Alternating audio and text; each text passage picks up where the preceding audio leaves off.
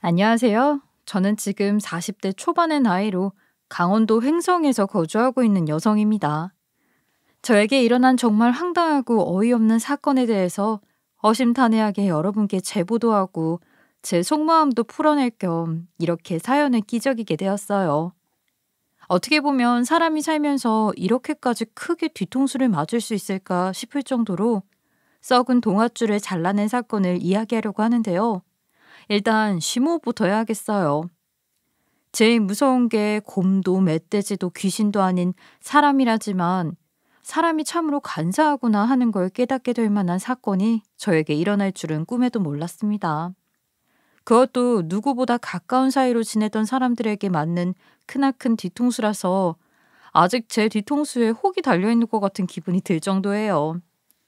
간이고 쓸개고 다 내어줄 것처럼 굴던 가까운 사람들에게 발등이 찍힐 거라고 생각도 하지 못했었기 때문에 제가 받은 충격이 2배 이상 컸던 것 같아요. 지금부터 저를 한동안 지옥으로 보냈던 그 이야기를 한번 시작해 보도록 하겠습니다. 우리 친정은 정말 남들이 예상하지도 못할 규모로 꽤 큰 사업을 하고 있는데 저희 집안이 그냥 중소기업이구나 해도 될 만큼 어마어마하다고 봐도 무방할 것 같아요. 회사를 운영한다거나 사무실에서 정장을 입고 각 맞춰서 일을 하는 건 아니지만 나름 돈이라면 썩을 만큼 벌었구나 싶을 정도로 매출이 나는 사업체를 운영하고 있어요. 어떤 사업이냐면 바로 축산업을 하고 있는데요. 농장부터 시작해서 고기를 도축하는 공장도 가지고 있고 바로 직영점 고깃집까지 여러 개 운영하고 있어요. 거기다가 저희 고기를 원하는 전국 각지의 개인 사업자들에게 신선한 고기를 납품까지 하고 있으니 고기에 관련된 모든 일에는 손을 뻗고 있다고 해도 무방해요. 한마디로 저는 평생 소돼지와 함께 자라오고 그것들을 양껏 먹으면서 자란 고깃집 딸이다 이 말입니다. 물론 저희 집이 도축업도 하고 유통도 하고 하면서 유명했기에 어릴 때는 놀림도 꽤 많이 받았어요. 저한테서 매일 고기 비린내가 난다고 친구들이 놀려댔거든요. 제가 또 어릴 때 하도 고기를 많이 먹고 자라서인지 몸집이 꽤 퉁퉁했어요. 그러니 친구들에게는 더욱 놀림거리가 되기 쉬운 상대이기도 했죠. 저희 집이 고깃집을 한다는 것을 건너들은 친구들이 일부러 저를 가지고 놀림거리로 삼고 했었던 것인데 어린 나이에 저는 충격을 많이 받았었죠. 제가 오죽하면 씻는 것에 대한 강박이 생길 정도로 냄새가 난다는 말에 진절머리를 치는 사람으로 자랐으니까요. 나이를 조금 먹어서 친구들이 단어의 선택폭이 넓어지자 놀림은 더욱 심하게 변질되었어요. 저에게 백정의 딸이라고 하면서 천민 타령을 하기 시작했거든요. 유치한 장난이라는 걸 알면서도 그 때문에 받는 상처는 저를 점점 소극적이고 소심한 아이로 자라게 만들었어요. 그래서 항상 사람들의 애정이 고프고 누군가가 저에게 친절하게 대해주면 저도 아주 적극적으로 제 울타리 안에 그 사람을 집어넣고 간이고 쓸개고 다 빼줄 것처럼 했어요. 저는 대학을 타 지역으로 가게 되면서 점점 자존감을 회복하기 시작했어요. 다재 가니까 아무도 저를 아는 사람이 없어서 가능하게 되더라고요. 놀림에서 멀어지게 되었고 대학에 다니면서 다이어트까지 하면서 제 자신에게 자신감도 붙고 당당하게 어깨를 펴고 다닐 수 있게 되었어요. 하지만 대학을 졸업하고 나서 저는 다시 한번 의기소침해지게 되는데요. 집안 가업을 이어받아야 한다는 부모님의 등살에 못 이겨 다시 고향으로 내려오게 되었기 때문이었어요. 생각했던 것과 달리 제가 고향에 발을 디뎠을 때 이미 저를 괴롭혔던 친구들은 타지로 떠난 뒤였고 저는 마음 놓고 고향에서 지내기 시작했어요. 저의 고향은 한우로 유명한 강원도 횡성이었고 공장이며 농장이며 전부 횡성에 위치하고 있어요. 저는 대학을 다녔던 시기를 제외하고는 횡성 밖을 떠나지 않으며 쭉 자리를 잡고 부모님의 사업을 도우면서 살고 있었어요. 그러다가 우연치 않은 기회에 지인의 소개로 한 남자를 알게 되었고 2년간의 연애를 마친 뒤 결혼에 꼴이 나게 되었습니다. 정말 어디서 이런 남자를 만날 수 있을까 싶을 정도로 세심한 남자였고 제가 남편복 하나는 기가 막힌다고 생각이 들 정도로 자랑스러운 남편이었어요. 더 가산점이 붙었던 이유는 시댁 식구 또한 저를 너무 아껴주시고 챙겨주시고 세상의 중심이 저라고 해도 믿을 만큼 저에게 잘해주시던 분들이셨기 때문이에요. 정말 우리 남편 자랑을 하자면 입이 10개라도 모자랄 만큼 다정했고 세상에 여자라고는 저밖에 없는 사람인 것처럼 굴었죠. 데이트를 하는 날이면 어디에 있든 남편을 알아볼 수 있었는데 그 이유가 뭔지 아시면 아마 혀를 내두르실 거예요. 우리 남편은 저를 만날 때마다 꼭 꽃다발을 안겨주었거든요. 길에서 꽃다발을 든 사람을 찾으면 바로 제 남편이었어요. 매일같이 제가 지겨울까봐 다른 디자인으로다가 꽃다발을 안겨주었는데 나중에는 말린 꽃을 둘 자리가 없어서 거절을 할 정도였어요. 다른 분들도 똑같을지 모르겠지만 제가 생리통이 상당히 심한 편인데 연애를 할 때부터 그날이 다가오면 저보다 우리 남편이 훨씬 분주했어요.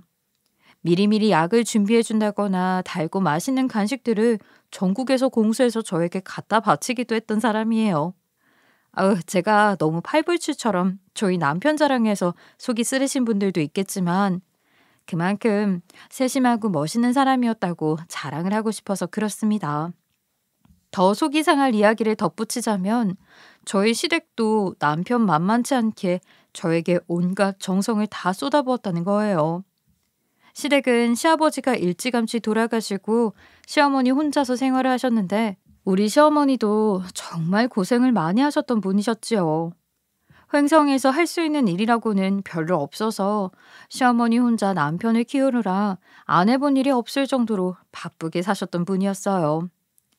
그래서 저희가 결혼을 할 때 다른 것보다 혼자 남게 될 시모에 대한 걱정이 제일로 컸습니다. 저희가 어떤 걸 해드려야 시어머니가 기뻐하실지 며칠을 고민한 뒤에 시어머니 혼자서 낡은 빌라에서 지내는 게 마음이 아파 제가 큰 마음을 먹고 아파트를 하나 해드렸어요. 소형 평수이기도 했고 강원도이다 보니까 가격 자체는 수도권 지역과는 차이가 많이 나서 가능했던 일이기도 했어요. 저희 친정에서도 평생을 홀로 고생하셨던 시어머니를 위해서 그 정도 해드리는 건 나쁘지 않다고 허락을 해주셨기에 부모님께 살짝 손을 벌려서 매매를 했어요. 하지만 저희 가족의 돈에서 나온 아파트이기에 명의를 시어머니 명의로 사게 되면 세금 문제에서 걸리더라고요. 그래서 제 명의로 사고 시어머니에게 전세를 놔주는 식으로 살게 해드렸어요. 저희 시모는 저에게 진심으로 고마워하면서 제 두 손을 꼭 잡고는 이렇게 말씀하셨어요. 내가 평생 고생한 것을 이렇게 보상받는가 보다. 어쩌다 이런 복덩이가 내 앞에 굴러 들어왔을꼬. 죽은 우리 남편이 나 고생했다고 보내준 선물인가 보다. 우리 평생 서로에게 상처 주지 말고 정말 가족처럼 서로를 아끼고 보듬어주면서 살자. 저는 시어머니의 진심 어린 말에 감동을 했고 정말 제 친정엄마보다 더 아끼고 보살피려고 노력을 많이 했어요. 결혼을 한 후에 제가 독감에 걸려서 정말 지독하게 아팠던 적이 있었는데 그때는 죽을 삼키는 게 어려울 정도로 목이 부어서 소리도 나오지 않고 참 많은 고생을 했었어요. 남편을 출근을 해야 했고 저는 병가를 냈지만 손 하나 까딱할 수 없을 정도로 몸살에 심각하게 앓고 있었는데 우리 시어머니가 출근한 남편을 대신해서 제 병수발을 다 들어주었어요. 제가 감기 옮으신다고 시어머니는 나이가 있으니까 감기 걸리면 큰일이라고 했는데 어디서 마스크까지 쓰고 오셔가지고 제 옆을 지켜주셨어요. 제가 목이 부어서 죽을 삼키지 못하니까 일일이 믹서기에 갈아서 주시기도 했고요. 제가 열이 올라서 끙끙 앓으면 물수건을 이마에 올려주셨어요. 중간중간 제가 땀을 흘리니 닦아주시기도 하고 일어나지도 못하는 저를 대신해서 옷을 갈아입혀 주시기도 했고요. 정말 친정엄마도 친엄마임에도 불구하고 일이 바빠서 제가 어릴 때 이렇게 아팠을 때 챙겨주셨던 적이 한 번도 없었는데 어머니의 사랑을 느끼게 된 계기가 되었죠. 갑자기 저희 친정엄마랑 비교가 되면서 시어머니의 사랑이 뼛속까지 느껴지고 너무나도 큰 감동을 받았어요. 원래 아플 때 챙겨주는 사람이 가장 고마운 사람이라고 하잖아요. 제가 다 나은 뒤에는 너무너무 감사해서 시어머니에게 좋다는 음식이며 영양제며 전부 사다 바쳤던 것 같아요. 여러분들도 아시겠지만 송이버섯이 딱 10월이 제철이 아니겠어요?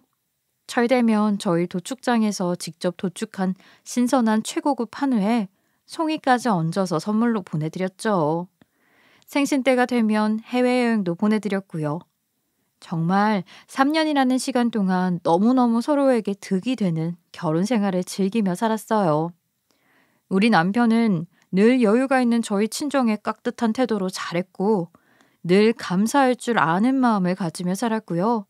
저희 시어머니도 친정의 말이라면 뭐든 좋다고 고마워하셨어요. 잔소리 한 번을 한 적이 없었고 남편도 늘 가사 일을 나서서 도와주었으며 늘 저를 제일 먼저 챙겨주었어요. 정말 공주처럼 떠받들여진 결혼 생활을 했죠. 제 대학 친구들이 시집 한번 참 잘 갔다고 질투를 할 정도였습니다. 하지만 남편이랑 다른 생활을 하다 같이 살게 되었으니까 싸우는 날도 당연히 있지 않겠어요? 우리 남편이 특히나 술 마시는 걸 꽤 좋아했었거든요. 술 때문에 몇 번 다투었던 적이 있었는데 그때마다 시어머니가 저 대신에 남편을 혼내주고 제가 신경이라도 쓸까봐 술국까지 끓여두시고 가셨어요.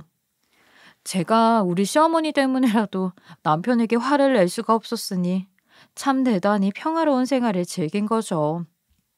사실 저희 부모님의 사업체가 정말 어마어마한 연매출을 내고 있었는데 순이익만 따져도 억소리가 났고 서울에 있는 건물 몇 개를 사고도 남을 돈이 통장에 모여 있었어요.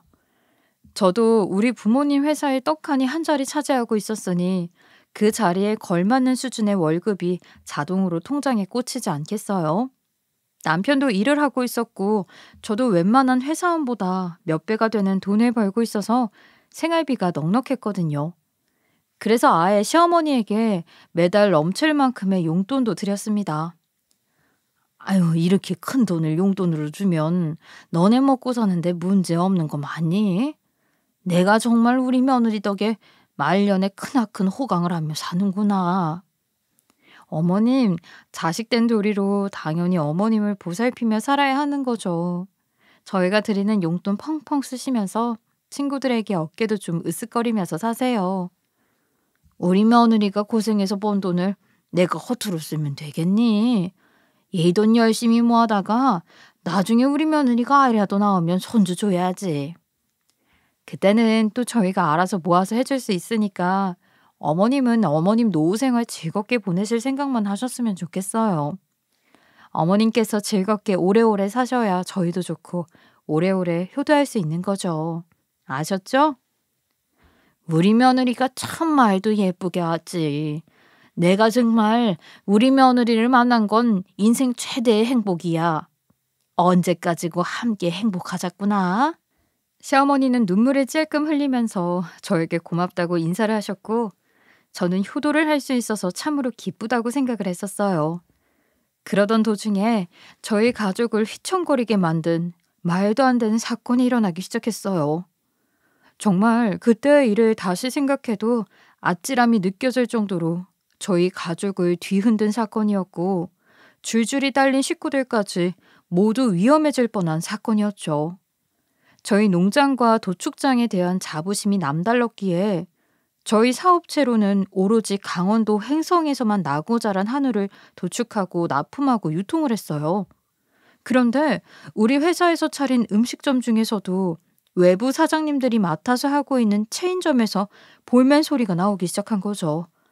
저희 소에 대한 자부심으로 시작한 가게였기에 한우 가격이 꽤 비싼 편에 속했는데 가격 때문에 식당에 찾아와 한 끼 식사를 하기가 어렵다는 것이었습니다.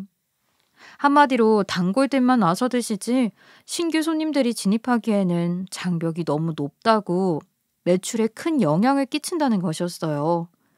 단골 손님들 덕분에 판매가 꾸준히 이루어지기는 해서 매출이 나오긴 나오지만 조금 더 저렴한 소고기들을 들여와 판매를 하면 더 장사가 잘 될 것 같다는 의견들이 많았어요. 결국 사장님들의 볼멘 소리를 감당할 수 없었던 부모님께서는 체인점 대표자분들을 모셔다 놓고 회의에 회의를 거쳐 외국산 소고기를 수입해서 판매를 하기로 결정을 내렸어요. 한평생 횡성에서만 나오는 한우에 대한 자부심이 있었던 부모님께서 아주 큰 결단을 내리신 것과 다름없는 일이었어요. 사실 끝까지 부모님께서는 반대하시는 의사를 비추긴 했지만 가운데서 제가 이리저리 조율을 했죠. 저도 변화가 필요하다고 생각을 했거든요. 소비자의 입장에서 생각해보면 고기의 원산지를 고를 수 있다는 게 은근히 강점으로 비춰질 것 같다는 생각을 지울 수가 없었거든요.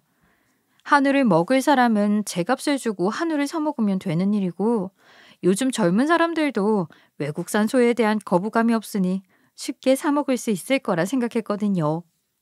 판매량이 늘어나면 그만큼 영업이익이 늘어난다는 건 당연한 것이었기 때문에 체인점 점주들을 위한 특단의 결단이라고 말을 할 수 있었죠.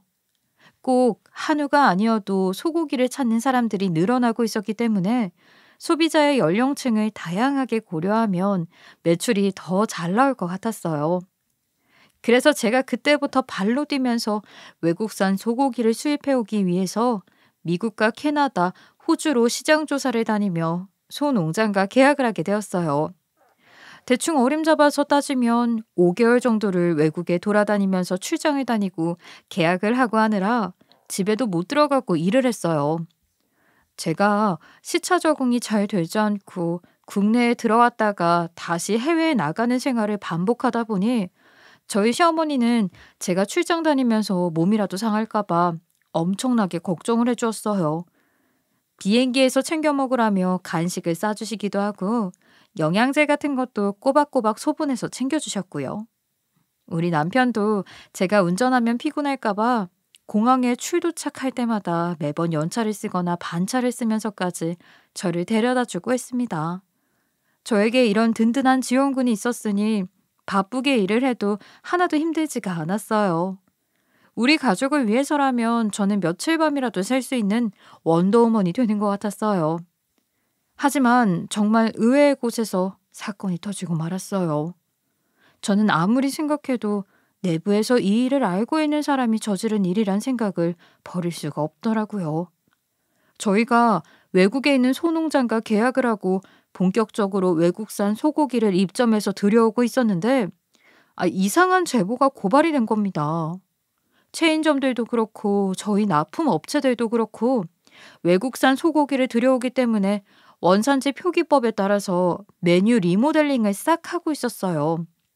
그런데 외국산 소를 국내산 소로 속여서 판다는 제보가 들어왔다며 구청이랑 식약청에서 저희 농장과 공장에 대한 조사가 나온 겁니다. 일단 제보가 들어가기 때문에 원산지에 대한 전체 검수 조사가 들어가야 한다고 저희 말은 듣지도 않고 막무가내로 굴더라고요. 당연히 저희 공장은 난리가 나게 되었죠. 이게 말이 쉬워서 전체 검수 조사인 거지 실상은 상상하시는 것과 전혀 다르거든요. 검사를 시작하면 당연히 공장 가동도 중단해야 하고요. 농장에 있는 소들의 유전자까지 검사를 해야 되는 문제까지 발생하게 될 수도 있었어요.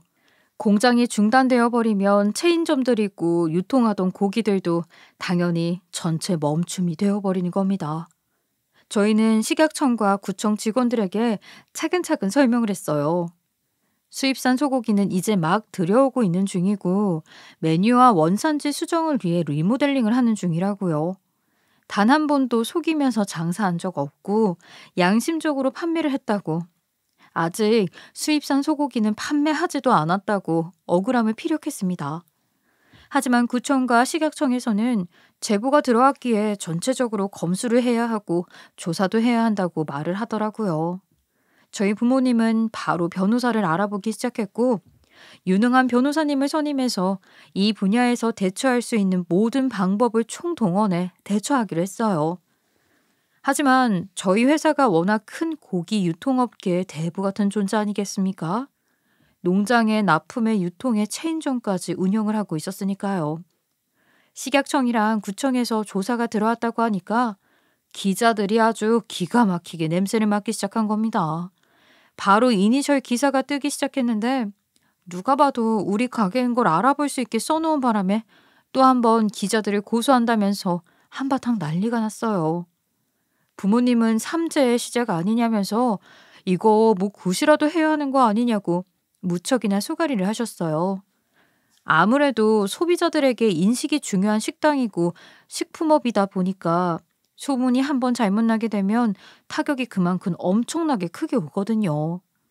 그런데 항상 저를 응원해주고 지지해주던 시모와 남편이 이상하게 저를 살살 약올리는 것처럼 말을 하는 거예요. 마치 이런 일이 벌어지기만 기다렸던 사람처럼 우리 집 쫄딱 망하는 거 아니냐는 식으로 걱정해주는 척 하면서 비꼬면서 이야기를 하는데 제가 알던 사람들이 아닌 것 같더라고요. 제가 자리를 비운 5개월 동안 대체 무슨 변화라도 있었던 건지 한순간에 태도가 바뀌는데 처음에는 제가 뭔가 실수를 했나 싶었다니까요. 이래서 사업이라는 게 어떻게 될지 한치 앞도 모른다고 하는 건가 봐. 그렇게 어마어마하게 공장도 돌리고 농장도 운영하고 체인점까지 가지고 있던 장인 장모 사업이 한순간에 이렇게 꼬꾸라지게 될 줄 누가 알았겠어? 대체 제보는 누가 한 건지? 그러니까 말이다. 아유, 이러다가 내 집도 빼야 하는 거 아니니? 한 푼이라도 사돈댁에 도움이 되어야 할 텐데 말이야. 아무리 그래도 집값이 너무 푼돈이라 보탬이 되지 않겠다. 어쩌면 좋으니 우리 며느리. 그러게 우리 마누라 씀씀이도 꽤 크고 곱게만 자라서 다른 일은 하지도 못할 텐데. 앞으로 처가댁 망해버리면 어떻게 먹고 살지 걱정이네. 꼭 우리 집 망하길 기다리는 사람처럼 말을 하네. 여보, 우리 부모님 사업 아직 건재해. 이런 일로 그렇게 쉽게 무너지겠어? 걱정하지 마. 잘 처리될 거야. 아무리 그래도 그 원산지를 속여서 팔았다고 동네방네 소문 다 나고 기사까지 떴던데 그걸로 되겠니? 이거 뭐 내가 해명을 하고 다닌다고 소문이 나는 것도 아니고 내 친구들도 어떻게 알고 연락을 했더라. 거기 사돈댁네 가게 아니냐고. 아휴, 내가 얼마나 당황스럽던지. 어머님, 뜬 소문 같은 건 다 잡힐 거니까 걱정 마세요. 언제부터 저희 집 사업에 그렇게 신경을 쓰셨다고요? 당신 지금 우리 엄마 무시하는 거야? 우리 엄마도 처갓집 사업에 관심 많으시지. 맨날 기사도 찾아보시고 하시는데 걱정을 걱정으로 안 받아주는 것 같네. 그리고 장인 장모 사업 망하면 우리도 타격받는 건 맞는 말이잖아. 당장 당신 씀씀이부터 줄여야겠어. 내 돈 벌어서 내가 쓰는데 갑자기 왜 씀씀이 타령이야. 내가 당신한테 받는 생활비로 어머님 용돈 드리고 남는 게 뭐가 있다고? 자꾸 무시하는 게 누군데 그래? 예, 우리 아들이 번 돈으로 나한테 용돈 준다고 눈치 주는 거니? 아이고, 무시는 우리가 당하는 것 같은데 적반하장도 유분수구나. 사업에 대해 잡음이 나오길래 걱정해줬더니 우리 며느리는 내가 싫은가 봐. 언제나 우리 가족이 최고라면서 잘해주더니 돈이 없으면 우리도 버리는 거 아니야? 무슨 말을 그렇게 해. 당신 우리 집안 망하면 이혼이라도 하겠다는 소리야? 내가 언제 우리 집 망한다고 했어? 어떻게 그런 소리를 할 수가 있어? 아이고, 예. 속 시끄러워 죽겠는데 왜 이렇게 언성을 높이니? 우리 아들이 워낙 우리 며느리를 사랑하니까 이혼이라도 하자 할까 싶어서 먼저 말을 한 거지. 그러지 말고 앞으로 뭐 먹고 살아야 할지 궁리라도 해봐야겠다. 우리 며느리 망하면 큰일 나니까. 말도 안 되는 소리를 하면서 마치 우리 집이 망하기만을 기다리는 듯한 사람들처럼 제 속을 살살 긁는데 가뜩이나 원산지 문제로 머리 아파 죽겠는데 왜 저러는지 모르겠더라고요. 결국 그날 저도 참지 못해서 은근히 남편과 시어머니를 무시하면서 대화를 이어나가게 되었고 결국에는 서로 까대면서 얼굴을 붉히고 끝나게 되었어요. 아무래도 저도 사업을 하면서 은근 속이 대범해지고 할 말을 다 하고 요구할 건 다 요구하는 성격으로 바뀌게 되어서 그럴 수 있었던 것 같아요. 예전과 같은 성격이었다면 제가 뭔가 잘못했다고 생각을 하고 시모가 하는 말 하나하나 가슴에 담아두고 끙끙 앓느라 바빴겠죠. 식약청과 구청에서 들어온 조사 때문인지 저희 부모님은 하루하루 살이 빠지기 시작하시고 얼굴에 그림자가 가득 들이우며 편두통을 호소하셨어요. 하지만 저는 이번 사건을 그저 위기로 넘길 것이 아니라 생각을 달리해서 기회로 바꾸는 게 좋겠다는 생각을 하게 되었죠. 아예 저희 농장과 공장에서 식자재를 납품하고 있는 곳에만 어떻게 해서든 소고기를 충당을 해주고 계열사 전부를 멈추자고 말씀을 드렸어요. 당연히 저희 부모님은 그 모든 걸 멈추면 손해가 얼마나 나는지 아냐면서 저에게 사업가의 기질이 없다고 한마디 하셨죠. 그도 그럴 게 저희 사업체에서 일을 하고 있는 직원만 해도 수십 명이 넘어가는데 그 직원들에 대한 월급은 꾸준히 나가야 했으니까요. 수익이 없는데 나가는 돈이 생기니 부모님께서 통장에 쌓아두셨던 돈을 풀어야 하는 상황이 되는 것도 맞았고요. 하지만 저는 그럴 가치가 있는 행동이라고 생각했어요.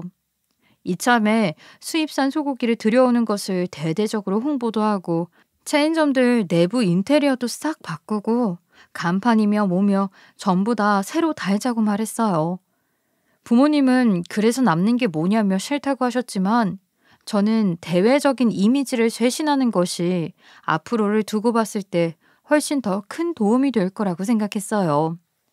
며칠을 졸졸 부모님 뒤를 따라다니면서 설득을 했고 결국에 저희 부모님도 제 의견을 따라주시기로 결정하셨습니다. 저는 다시 한번 기나긴 출장길에 오르게 되었고 외국에서도 유명하다는 레스토랑들을 돌면서 시장 조사를 시작하게 되었어요. 남편이 출근만 아니었어도 같이 데려가서 좋은 구경도 시키고 맛있는 것도 같이 먹고 했으면 좋았을 텐데 하는 생각을 하게 되었죠. 그날 이상한 대화를 마치고 나서 한동안 서먹하게 굴긴 했지만 이내 남편이 저를 다시 챙겨주었기에 저도 마음의 앙금이 풀린 상태였어요. 아무튼 남편과 또다시 떨어져 지내게 된 지 2달 정도가 흐르게 되었습니다. 국내에 돌아와서도 부모님과 계속해서 회의를 거치게 되었고 리모델링에 대한 이야기도 하고 메뉴 가격도 새로 책정을 하게 되었어요. 그 사이에 정말 다행히도 저희 사업체는 식약청과 구청에서 들어왔던 조사에 대해 무혐의 처분을 받게 되었고 영업 재개를 할 수 있게 되었습니다. 저희에 대한 악의적인 이니셜 기사를 쏟았던 신문사를 상대로 고소를 하겠다는 말을 전했더니 그쪽에서 먼저 사과문과 함께 정정 기사를 내주기로 했고요. 하지만 여러분들도 아시겠지만 사람들은 원래 뜬 소문을 먼저 믿지 정정 기사는 잘 안 보거든요. 각종 저희 계열사에 큰 타격을 입은 건 사실이었고 이래저래 욕을 먹기도 했지만 진심은 통할 거라고 생각했어요.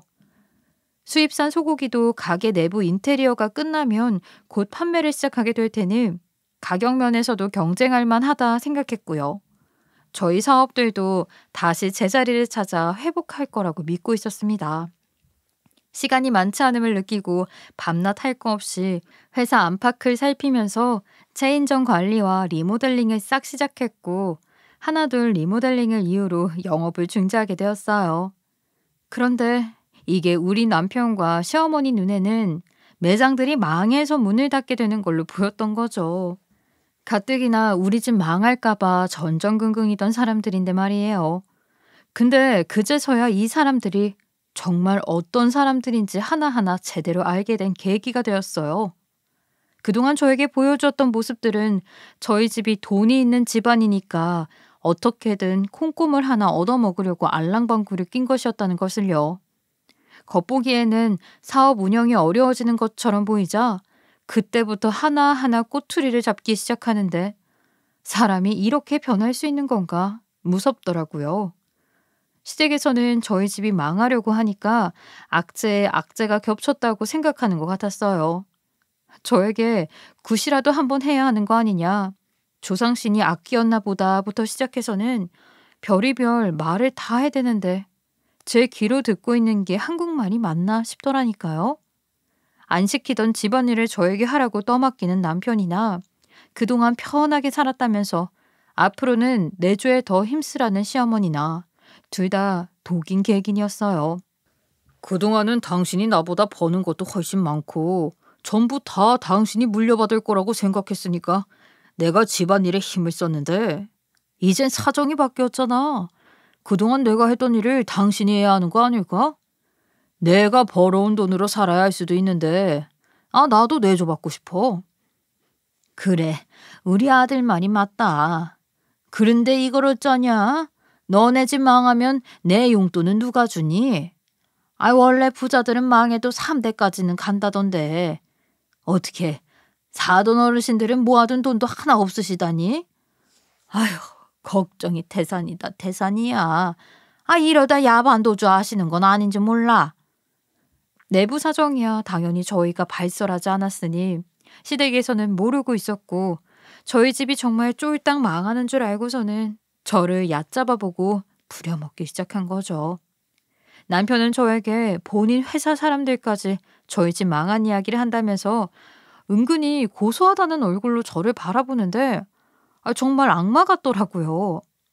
정말 저희 집이 쫄딱 망하는 상황이었다면 당연히 저를 위로해줘야 하는 게 아닐까요? 그동안 남편은 제가 돈을 훨씬 잘 벌고 씀씀이도 통 크게 가지는 것에 대해 자격지심이 있었던 것 같더라고요. 저는 그런 시어머니와 남편에게 실망을 하게 되었고, 나중에는 일일이 대꾸해주기도 귀찮아졌어요. 그래서 무시를 하기 시작했죠.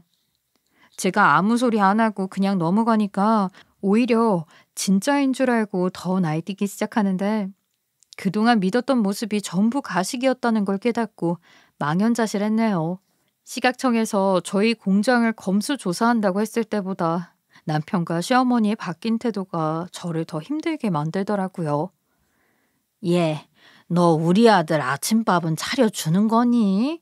그동안은 바깥일 한다고 내가 아무 소리 안 했는데 이제는 슬슬 아침도 차려주고 해라. 어차피 공장도 농장도 다 망하게 생겼는데 출근해서 무슨 일을 한다고 나가니? 그러니까 말이야. 그동안 내가 못 얻어먹은 밥상 이제는 얻어먹을 수 있나? 우리 엄마가 그동안 며느리 눈치 본다고 고생 많이 했지. 내가 눈치만 봤겠니? 비유 맞추느라 힘들었지. 어머, 우리 며느리 눈치 껴뜨는 거 봐라. 누가 시어미한테 그런 표정을 짓니? 그동안 내가 말을 안 해서 그렇지. 얼마나 기분 상했는지 아니? 허구한 날 바가지나 긁어대고 말이야. 돈 좀 있다고 유세 떨었잖니? 어머님께 제가 용돈 드리면서 생색이라도 한번 낸 적 있나요? 저는 좋은 마음으로 정말 잘해드리고 싶어서 드렸던 거예요. 어떻게 저희 집 망했다고 한순간에 사람이 돌변할 수가 있어요? 그래, 너 말 잘했다. 내가 그동안 너한테 왜 설설 끼었겠니? 다 돈 때문이야. 응? 돈이 있으니까 뭐 하나 더 얻어먹을 게 있나 싶어서 잘해준 거다. 그런 줄도 모르고 가족이니 뭐니 하면서 신이 잔뜩 나서 우리 부려먹은 게 누군데 그래? 제가 언제 어머님께 집안일 한번 해달라고 부탁한 적 있었나요? 제가 어머님께 제 앞에서 설설 기라고 한 적도 없었잖아요. 돈 뿌리면서 눈치 줬잖아. 불쌍한 우리 아들 기 한번 못 펴게 쥐락펴락하고 살았으면서. 너 그거 벌 받은 거야. 알아? 그렇게 가족들에게 갑질하면서 지내더니 이제는 완벽하게 을이 되니까 으뜨냐? 너는 더 당해봐야 해. 그러면서 시어머니랑 남편이 둘이 낄낄거리면서 웃는데 정말 공포영화의 한 장면을 보는 듯한 기분이 들더라고요. 그제서야 시어머니랑 남편이 저에게 어떤 마음으로 접근을 했으며 왜 저에게 간이고 쓸개고 다 빼줄 것처럼 굴었는지 모든 걸 알게 된 거죠. 저는 충격으로 인해서 밥을 잘 삼키지 못할 정도로 스트레스를 받게 되었고, 제가 말라가는 걸 보면서 시어머니와 남편은 저희 집안 사정이 점점 안 좋아진다고 생각을 하는 것 같았어요. 저는 이들의 코를 납작하게 눌러주고 복수를 하고 싶다는 생각을 지울 수가 없었어요. 정말 제가 느낀 배신감은 이불과 베개를 다 적시고도 물이 뚝뚝 떨어질 만큼 깊었습니다. 그 뒤로도 남편과 시어머니는 그동안 쌓아두었던 모든 것을 저에게 풀어내려는 사람처럼 저를 못살게 굴기 시작했어요. 제가 이리저리 리모델링 문제로 발로 뛰는 동안 남편과 시어머니는 저에게 돈 한 푼 못 받아올 거면서 뭐 그리 몸이 부서져라 일을 하냐며 조롱을 일삼았어요. 사돈 어르신들은 그동안 벌어두었던 돈들 다 어디다 쓰셨다냐? 그 돈으로 건물이라도 몇 개 사두었으면 이런 일이 없었을 텐데.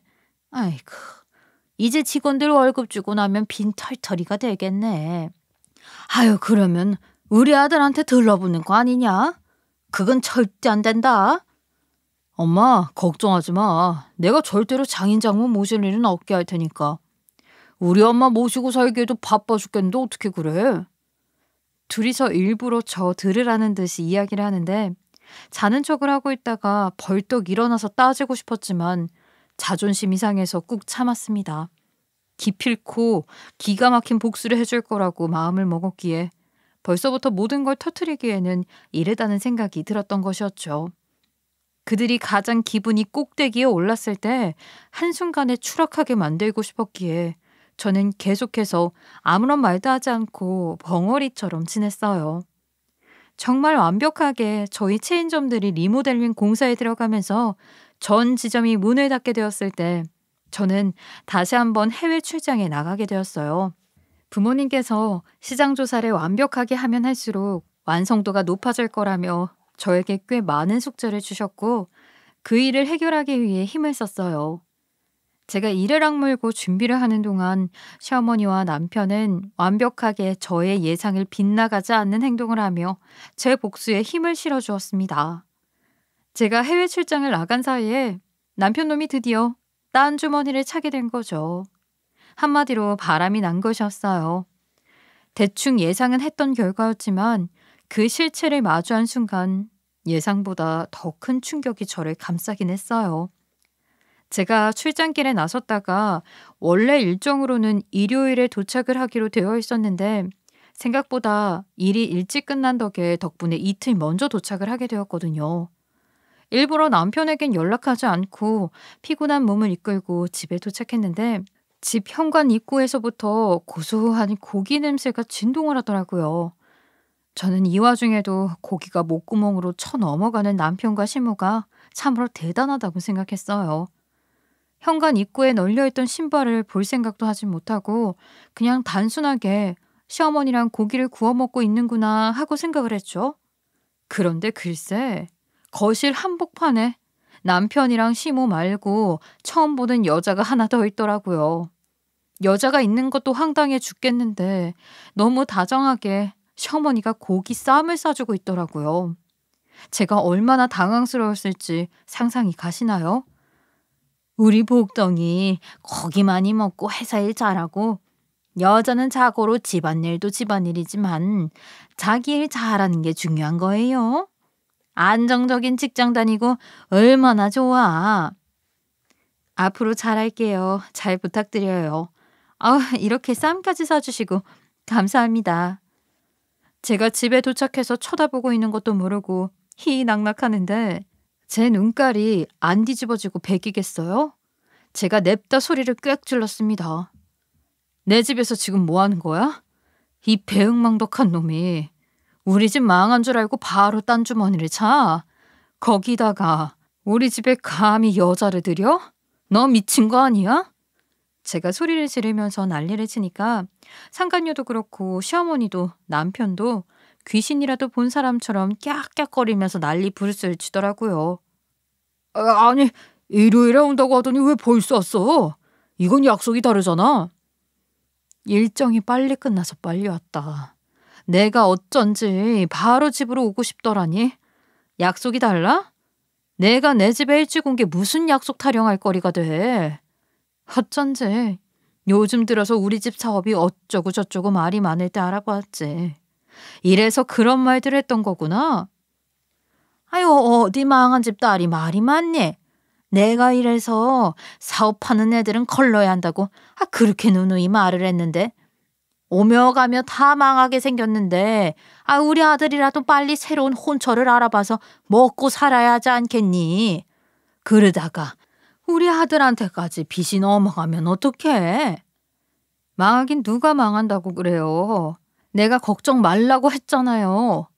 됐어요. 다 필요 없고 나도 바람핀 놈이랑은 같이 못 살겠으니까 당장 내 집에서 나가.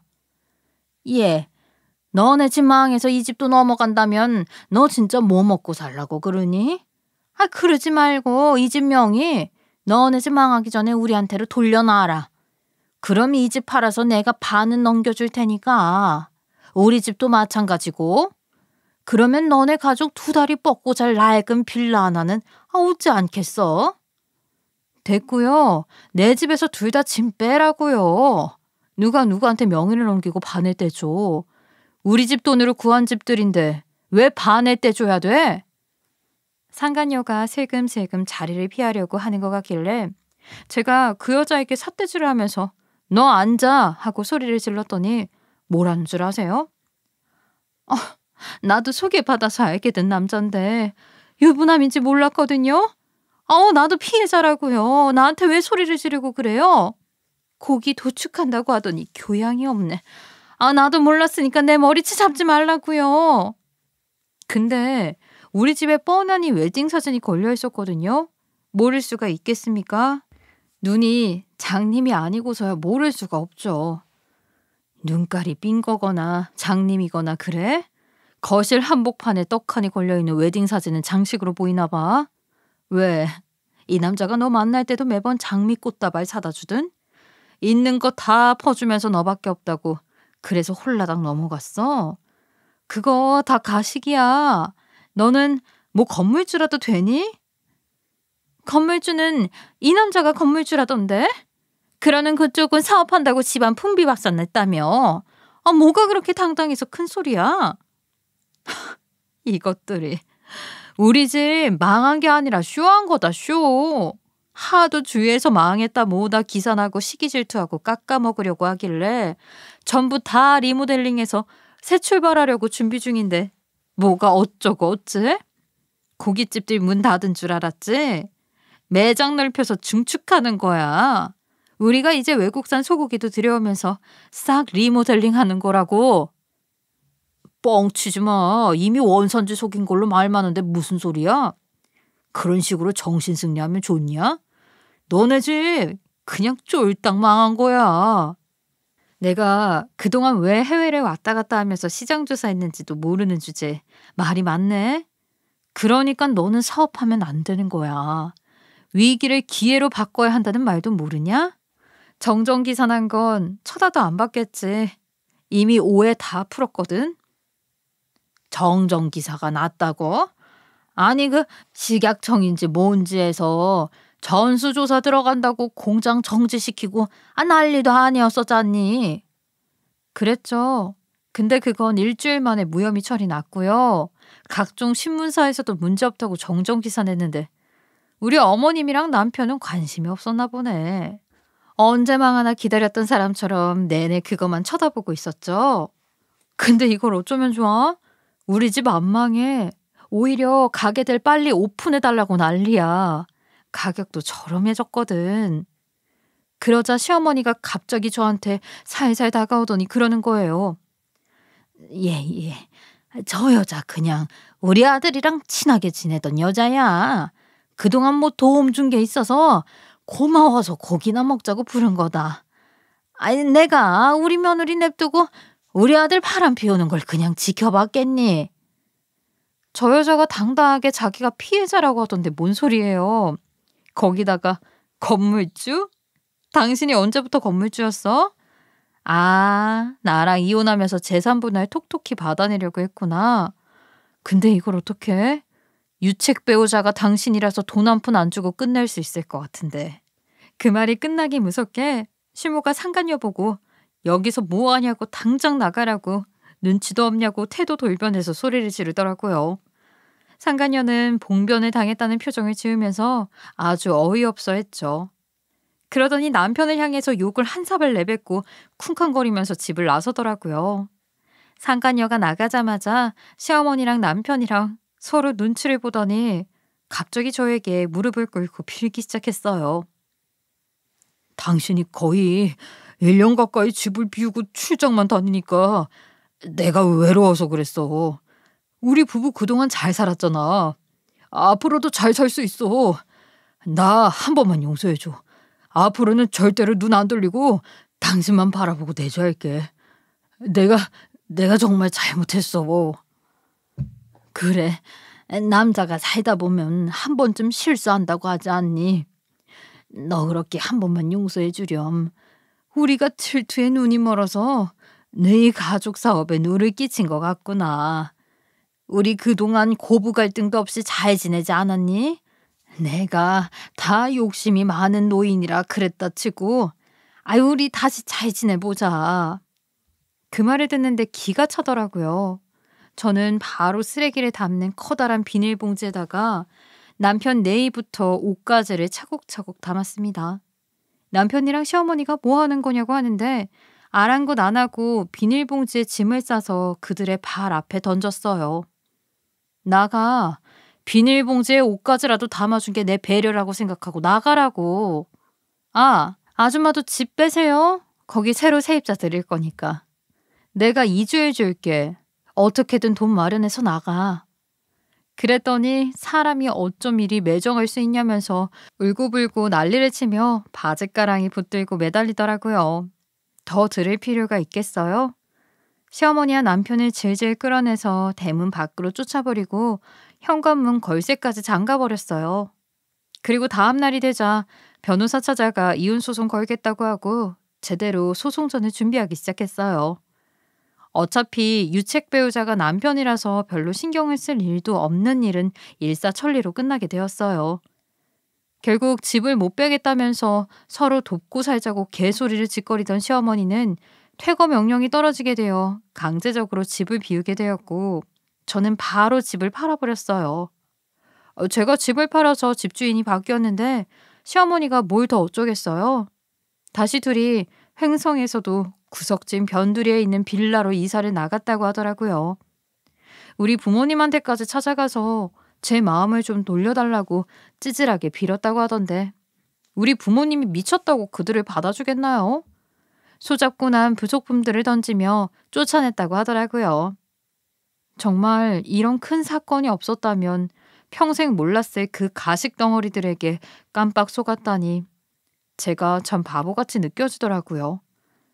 그래도 부모님이 지금이라도 이혼하고 쫓아내서 다행이라며 저를 토닥여 주셨답니다.